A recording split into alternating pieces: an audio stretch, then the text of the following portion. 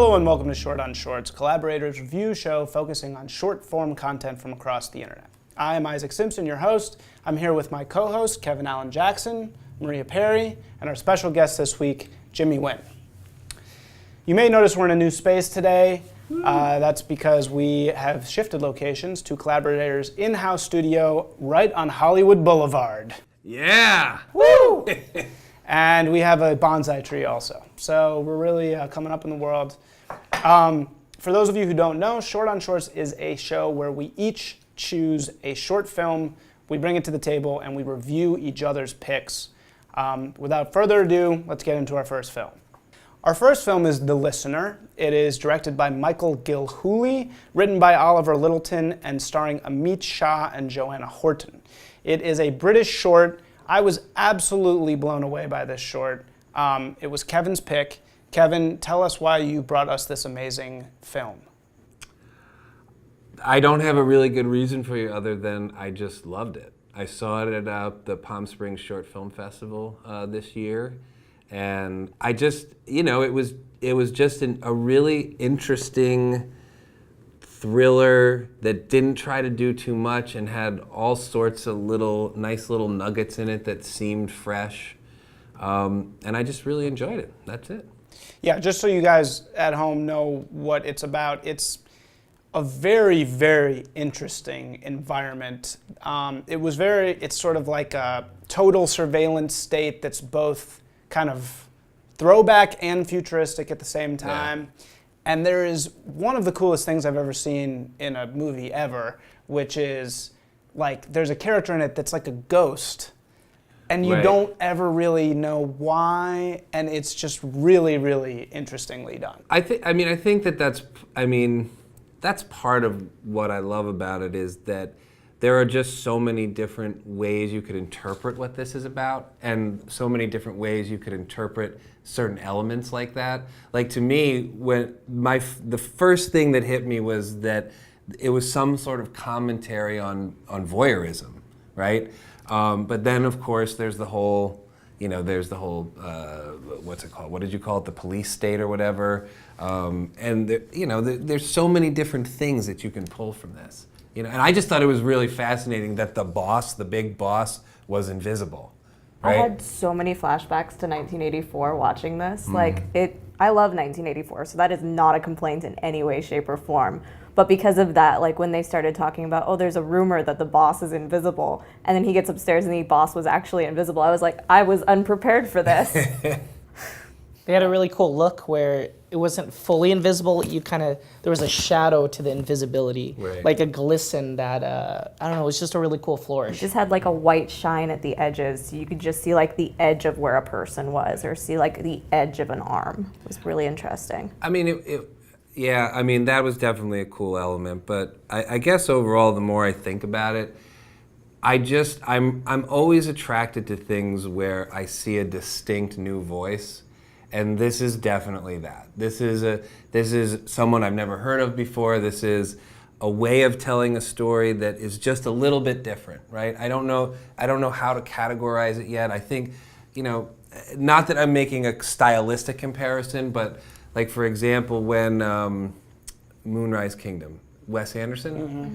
So in his early films, right? You knew there was something different about his style. You didn't exactly know what it was. It wasn't as developed as it is now, but you knew there was something different and fresh about what he was doing. And this guy reminds me of that. There's just something very specific and interesting and quirky about this voice of this director and this writer. Films like these are why we review short films, because there's so much here, and there's so much effort, and exactly like you're saying, there's a voice there, and there's instantly almost you're engaged in this strange world, and it's like you see this weird invisible character, and it like makes so much sense. It belongs there. You know what I really loved about this too is a lot of times short films feel the need to explain to you the world that it's taking place in, and this just drops you in the middle of it, which tends to make the world feel more well-formed. It just felt like this is a real place and you are here now, welcome. Yeah, I really liked how it was incrementally building the world. So you come in, it's kind of imbalanced, but you really love what's going on, so it just like washes over you. And then little by little, you kind of get spoon-fed like the little details, and you just kind of go along with it. Yeah. And it's just gorgeous, and everything was so strange and weird, but I mean, I don't know. And I never asked why they were doing this or what's going on. I was just like letting it unfold in front of me. Absolutely. Did you guess the end? Yeah, early on. I didn't think it was the most compelling. The end was not my favorite part. But let's talk about that in a second. What it really reminded me of was Black Mirror. Have you guys seen Black Mirror? Oh, absolutely. I think Black Mirror is the best show on television. It's kind of like the new Twilight Zone, and it's by a British guy also, Charlie Brooker. And this really had a lot of. This had a lot of Black Mirror, and I think even one of the stars, Amit Shah, is in Black Mirror. So I think there was a lot of overlaps. Yeah, I mean, they both tend towards tech-centric dystopian future-ish situations, but like. Of everything, I can't think of anything it would remind me of more than George Orwell's 1984. Yeah. Like, it is a bunch of people whose job it is to listen into you, going about your daily life. Like, every time the guy walked into his apartment, he said his name, getting home. Like, so that whoever was listening when he's off of his listening duties knew, hey, I'm here now. Yeah, total control. And things like these really get me because it's like when he comes home and he goes, if you don't pay the rent this much more this year, it's like I love that kind of, because it feels so real. The vinyl telegram? It's like, yeah. That was like mind-blowing. Yeah. I was like, whoa, this is great. Yeah. I just thought the flourishes, I mean, the way the radios look, the equipment, the wall, I mean, I don't know, the production design, I was so enamored with it. And I love that it's clearly like we're using a lot of past technology, but this is kind of a future setting. But it's clearly one where we don't care about like recycling because we're just breaking records all over the place. A lot of record breaking. It was like an analog science fiction. Yeah, it was. Well, and we were having a discussion before we started about steampunk. I wanted to use the word steampunk about this too, but Maria says that's not. That's not what it is. But it is the same notion of this mixture of future and past. I think that's why we're gravitating towards that. And it's like a subgenre of it. Of steampunk. Yeah. Well, there's a bunch of different punks. So you've got like diesel punk and you've got steampunk, and I'm not sure what Would exactly. This be vinyl punk? Yes, analog let's punk. do that. We're Analog definitely. punk. Yeah. There you go. Analog punk. Yeah, this is analog punk. Cool. Okay, one question. What did the invisible person mean? So I think there's maybe a theme in this time is in that each one of these movies has one thing that I really want explained, and the one thing I want in this movie is why is there this invisible character? I would say the one thing these all have in common is I want more of them. Yeah. Yes. Right. Exactly. So That's kind of if what I'm every one of these was a pilot, I would absolutely Yeah, watch me too. every one of these shows. I agree. But I don't know that I needed it in this video. But what speculate? Why do you think that there was this invisible character? Because we never got any. I think this is a very timely movie, actually. Yeah, I do too. I think she's more metaphorical, the boss. Like you don't know who our leaders are, you don't know who the guy upstairs is, so that's what she represented to me. Yeah, absolutely. I mean, I think that, in this time of all of this, government eavesdropping and you don't know who's listening. You don't know who the face is, but there's this big presence upstairs somewhere who's listening to all of it. I mean, that's what I think it was, right? Well, I mean, they did like the Office gossip version, which was really just obviously not what happened. But I was kind of hoping that they would, if they did explain it, it would be something that fit the old-timey aesthetic where they were like, nuclear, something happened, okay. Yeah. I would like something like that as opposed to maybe a more like, we just don't know. Yeah. Well, it's by this Michael Gilhooly. I think it's out of the London Academy of Music and Dramatic Art. They're otherwise completely unknown. So for this to come out as their first short is pretty amazing. Yeah, it's Well, Michael, if you're watching this, let us know why she's invisible. We'd really appreciate it. I don't think he wants. I don't think he wants us to know. reveal Yeah. that. I mean, that's cool too. Let's just be friends. Yeah, cool. All right. Our next film is Shelter County, written and directed by Micah Taylor, starring Emily Fincher and Jonathan Rains. It's a team from South Carolina. It's nice to finally have some Southern love on this show because we usually we haven't had that yet. It's a beautifully shot film. It's about a wife and a dead husband and a cop who comes to investigate in, I think, northern Georgia or something. And Maria, this was your pick. Tell us why you chose it. Actually, interestingly enough, this was just one of those videos that kind of showed up on your Facebook feed, and it was so good that I couldn't not pick it. I'm not even sure who posted it on my Facebook feed at this point, because I went back to try and find it again later and was like, all right, well, that just happened. So Shelter County just sort of came to me, and I chose it because I like it when people murder people, I guess, as we've established on this show. But also, when I was watching it, it reminded me a lot of like the pilot for Twin Peaks. And I was just sitting there thinking like, how cool would this be if this was a series and it became like Southern Twin Peaks, which I think would be amazing. That's interesting. Southern Twin Peaks is interesting. That's a concept I'd get behind. Yeah. Why did the cop not? That's why it's got to be like Southern Twin Peaks. Yeah, why?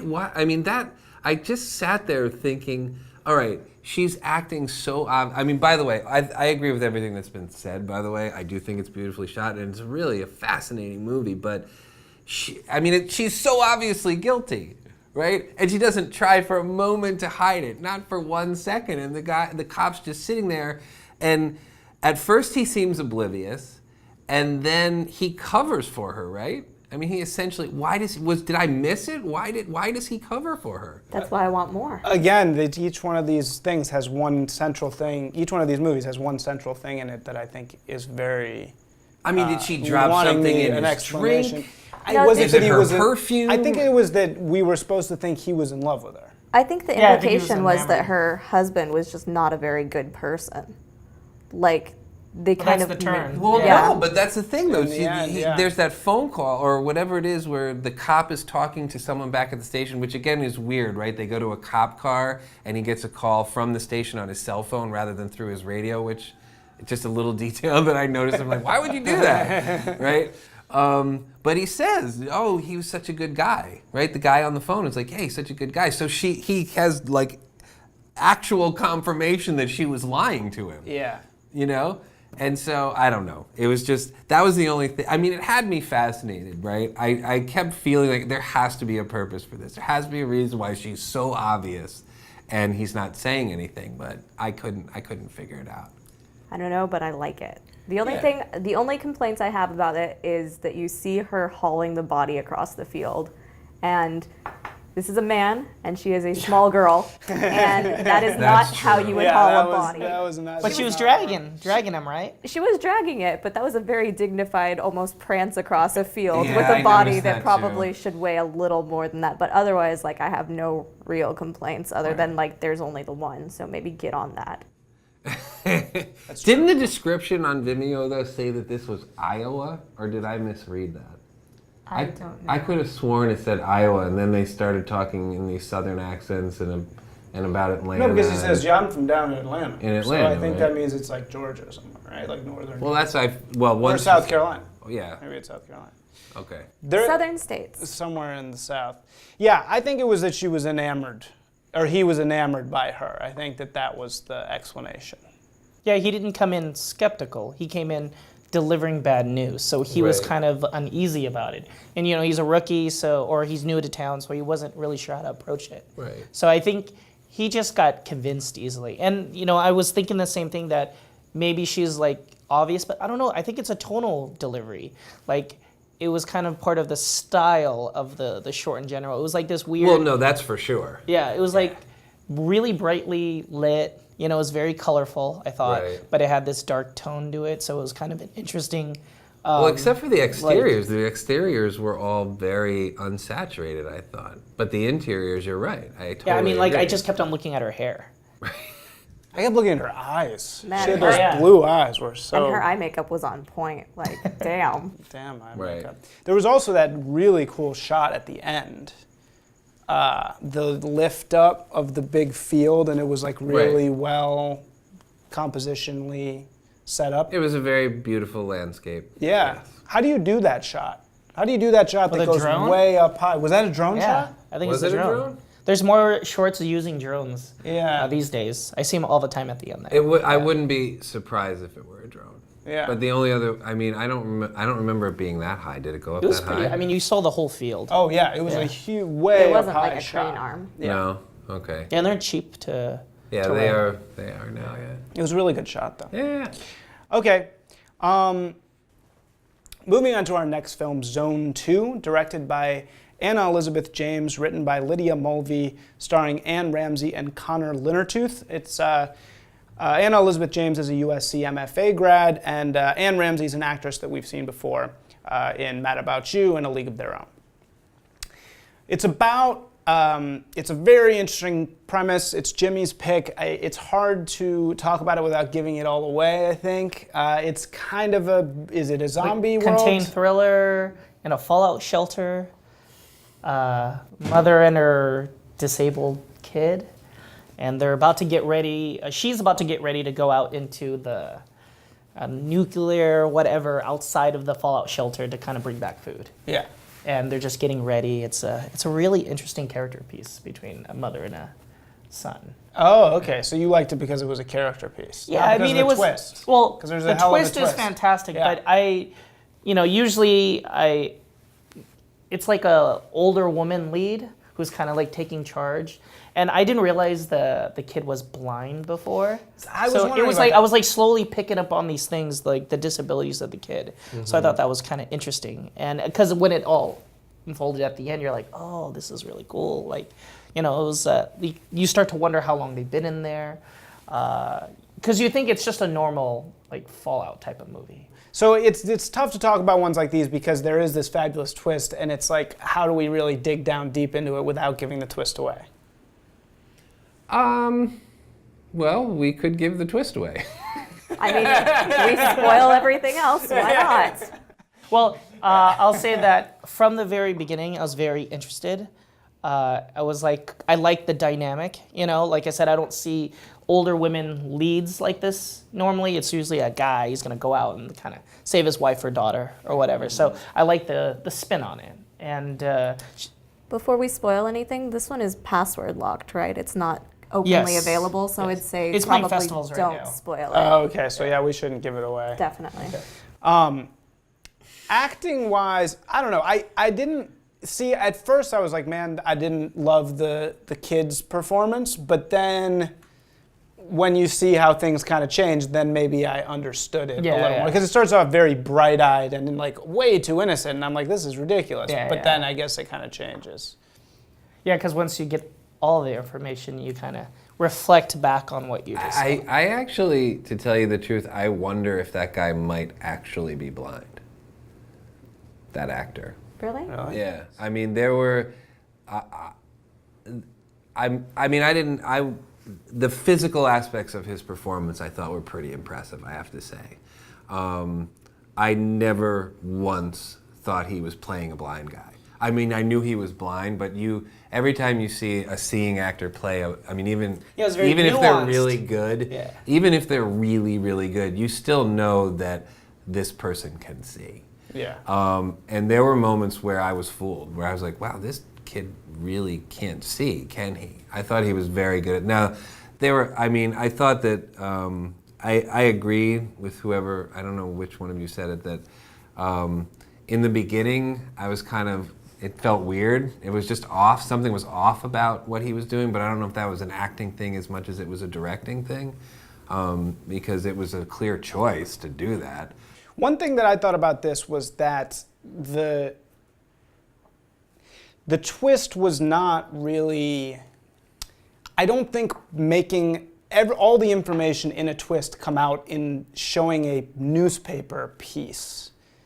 That's not really good storytelling. Oh, I didn't think it was all revealed in the newspaper piece.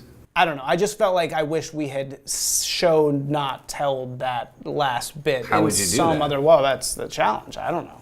Well, I mean, I would much rather have a newspaper clipping than a flashback that doesn't fit, which I Right. feel like too many people are inclined to do, especially in short films. Look, I know we can't be really specific without giving away the ending, But you could have just gotten rid of the newspaper clip and still had the twist. And still, exactly. I thought that would have been more effective. You know? I like the detail that's in the newspaper clipping, though. It's actually not... Because that last shot tells you that, oh, there's something going on here. Yeah. But the detail No, it tells is you what's... exactly what's going Yeah, on. it tells you exactly. It tells you a little maybe too much. I mean, and it's not a newspaper clipping. I shouldn't have called it that. Obviously, it's not a newspaper clipping because why would that be in the newspaper? Must be a drawing that she's made, right? Or something. I Or don't something. know. Yeah.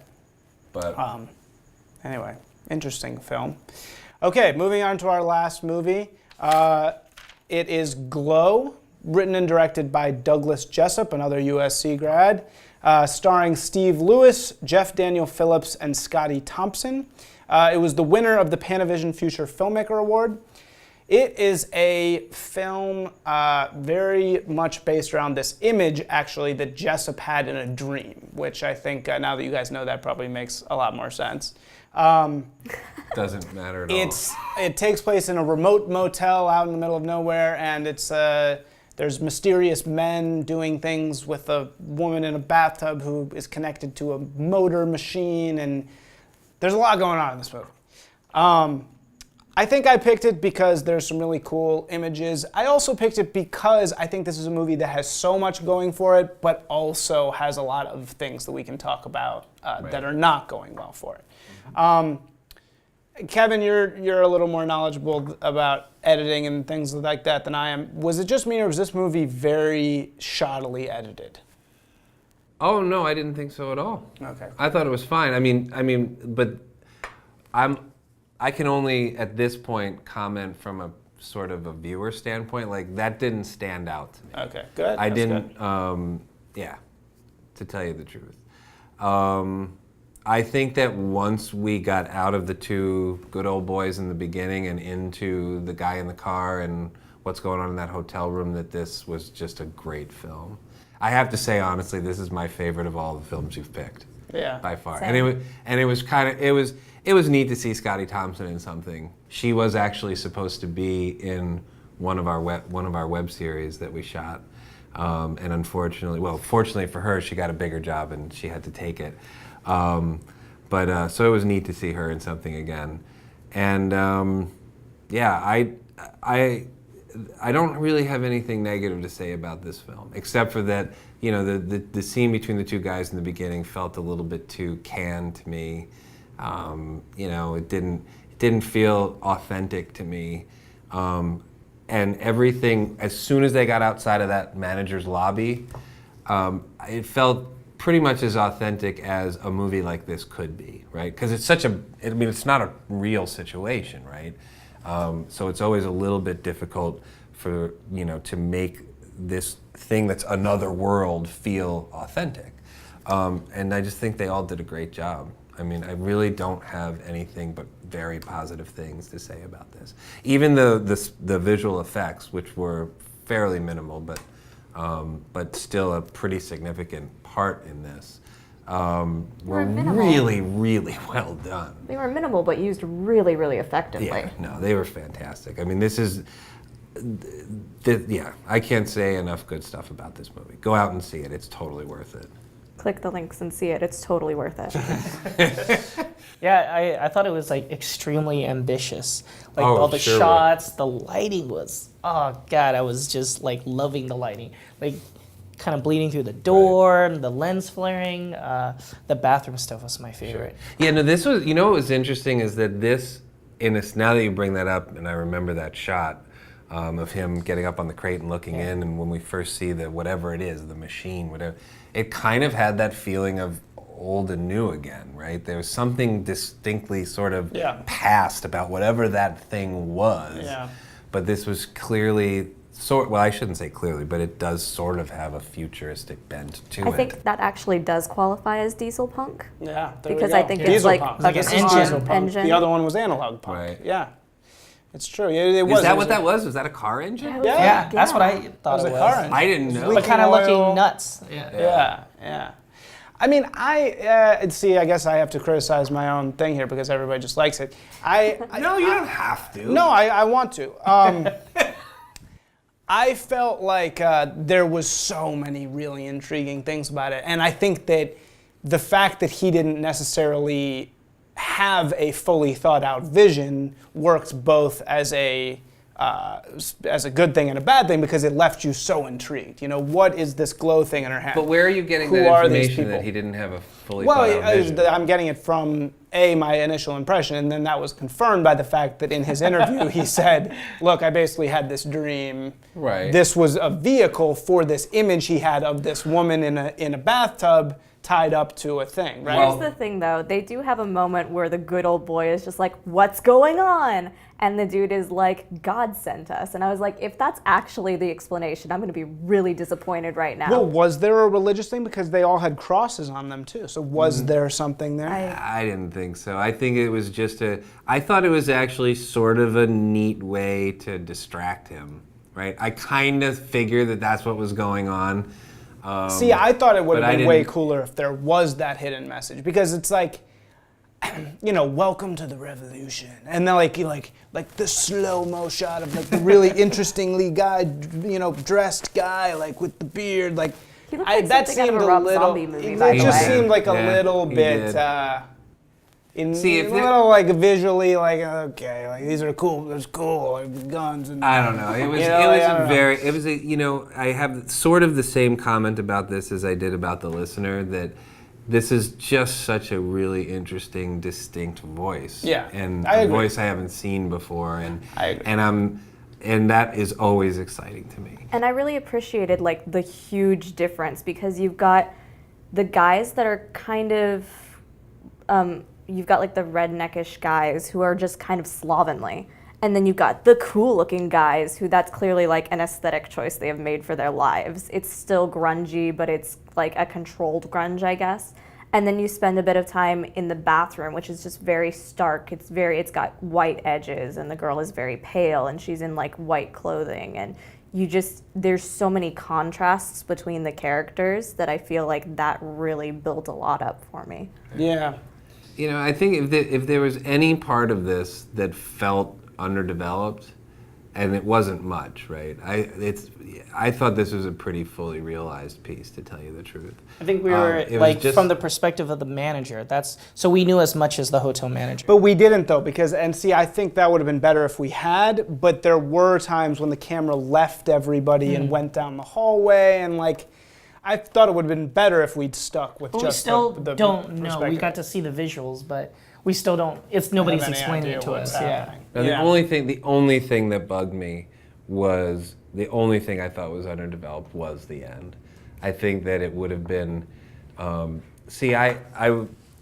The moment that she stepped in and she's like, "Wait," right, and she stopped him. She stopped them from doing what they were about to do, which I won't say because I don't want to give it away. I was like, yes, exactly. That was like the right choice. But then he didn't. He really just didn't do anything except nothing for really happened. Welcome to the Revolution. Right? I feel And- like there's a few things that could have done with some level of explanation, because there's suddenly a glowy thing, and there's the line, "Did you get it?" So clearly the glowy thing is something important, but we're not going to know what the glowy thing is. It doesn't have a name. It is just the glowy thing. Right. And then we don't see the glowy thing anymore. It just vanishes. Like, you see the glowy thing for a moment, and then it's never kind of seen or mentioned again. Another thing that is true, and you know what, this does feel more like a pilot than a short film. You know what I mean? I mean, it feels like a complete piece. It feels like a complete episode of something, because I think that, you know, that's what's supposed to come next, is us finding out, what is this revolution? What is the glowy thing? You know, what are they going to do with the dude? Yeah. You know, all that stuff. I would say it's not a complaint. The fact that I want more is actually kind of awesome, but just give me the more, please. Yes. Yeah, I think I was ruined by Lost. You know, Lost was, everybody remembers Of Lost. course. Lost was a show that had these incredible, compelling images from the beginning, right? And it was so amazing. You were like, what does this mean? Like, oh my God, this is like the smoke monster. And there's all these really compelling, like, mysteries. And there was a feeling that it would all be explained. And Right. ultimately, it was not.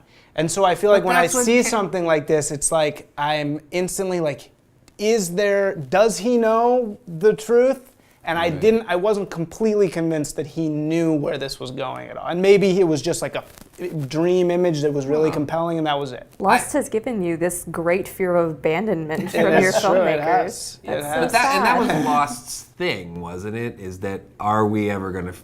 Is Yeah, it ever and we going to be never did. revealed what And this we- is all and about? there was no explanation. But that's but it doesn't matter. I Yeah. mean, that was the thing that kept everybody coming back again and again and again. Yeah. Or is it ever going to be explained? And good for them that they never explained it, right?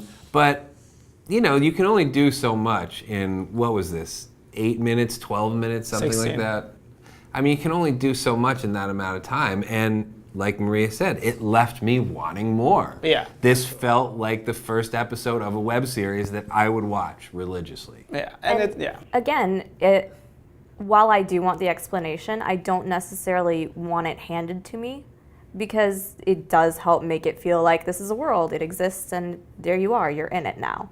Yeah. There was so much that I didn't understand, and I just totally didn't care that I didn't understand.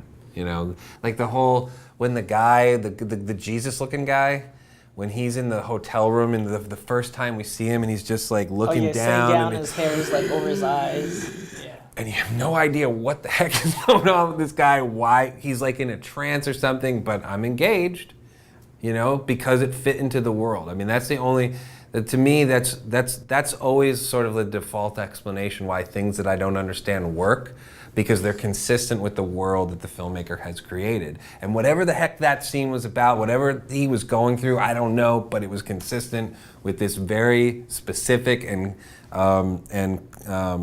this specific and clear voice that the filmmaker has. Yeah. All I can say is I just want another one that has them running around in some sort of diesel punk dystopia with like weird X-Men powers for kind of no reason. Just do it, give it to me. Diesel Punk Matrix. It's Diesel Punk Matrix. I mean, it could Maybe. be. We don't know Yeah, enough we don't about know. the world. Yeah, Like, yeah. it could just be the one thing that's Diesel Punk-y. Yeah. In any case, very cool visual ideas in this film, and it really is a very, very compelling film that you should watch, and you're kind of glued to the screen. And this one for is it, available, so, right? Yeah. Okay. That's really all that we have today. We want to give Jimmy a chance to talk to us about what he has going on. He is a producer here in LA, Yes, so what's happening? I EP'd a movie that came out last year called Showrunners. You can watch it on Netflix. Just came out on DVD. And my new movie comes out November 6th. It's called Barista. And it's about barista competitions. It's a documentary that we shot in 2013, and Samuel Goldwyn is releasing it. That's great. Fantastic. That's Congrats. fantastic. Congrats, man. Thanks, guys. That's great. I'm stoked. It's like weird, like being on the eve of a release. You know, I'm just like, I can't wait Sure, till it sure, comes sure. out. You know, and everybody asks me about it, so it's like really exciting. That's actually a really fascinating subject matter. Like, what drew you to baristas? Well, we started just doing a story about the origins of the specialty coffee scene in LA. And after like a month of shooting and doing interviews and everything, everybody was like, oh, we can't do anymore. We have to train for the Southwest Regionals. And I was like, what's the Southwest Regionals? And they're like, oh, it's a barista competition. And I'm like, what? Let's go shoot this. So we went over to Santa Cruz and shot it. And we thought it was going to be like 10 minutes of the movie. Man, fascinating stuff. Just like amazing. So we picked a handful of baristas. We followed them leading up to the Nationals in Boston. And it just became the movie. Like we Okay. made it a tournament movie after that. Sure, And we're really glad because everybody who tackles coffee kind of does this like hipstery thing. Let's follow a bean from the jungle all the way to America, and they're really boring. Yeah. But so I'm stoked that our movie You're is doing the tournament. Is exciting. Which yeah. is tourney movies, are, Yeah. especially documentaries. Yeah, right? and you know, it's So about good. characters and you Yeah. know, like just training on something that seems so mundane to the most of us. You know, just Right. like making coffee. So it's really cool to see somebody really into a craft and train all year long and then do their presentation. And yeah, it's Did you exciting. follow that guy from Blue Bottle? Who's like won before? We had he's in it for like a very short bit, but one of the guys from Blue Bottle's in it, and we have the guy from Go Get 'Em Tiger. We have a girl from Oh, nice. Intelligentsia, Oh, cool. and then we had two baristas from Portola and Costa Mesa. Nice. Yeah. Anyway, that's all the time we have today. This has been Short on Shorts. Before we go, we'd like to introduce you to our bonsai tree officially. Unfortunately, it doesn't have a name, so we want you to name it for us in the YouTube comments. See, Yes. we're like being interactive with our audience, man. Like, this is what you do in the new media world. So, name the bonsai tree. Yes, please. What's the good name for it? Is there going to be a prize? Is there a prize for the name we choose? Can we put like $10,000. Can we put? Don't say that. Are you crazy? I think we should make a plaque for the bonsai tree with the bonsai tree's name and also the name of the user who named the bonsai tree. Yeah. Actually, that's a much better idea than $10,000. Or we could stop repeating $10,000. Or $10,000, whichever you prefer. I just said stop. So you get a plaque. You get a little. That's a good idea. Get a little plaque with your name on it. Why not? Yeah, that's sitting there. And you know Middle what? of the screen Because all this the isn't time. an official contest, we may change the rules again. You know, Yeah. we may think of a different prize for you, but there will be a prize. I promise. Yeah. It won't be $10,000, but it'll be something. We'll Instagram it with your name. Oh, yes, we will. We can definitely do We'll that. do that. That's true. Thanks for tuning in. This has been Short on Shorts. Make sure to subscribe to our channel. Goodbye. Take care. Click that like button.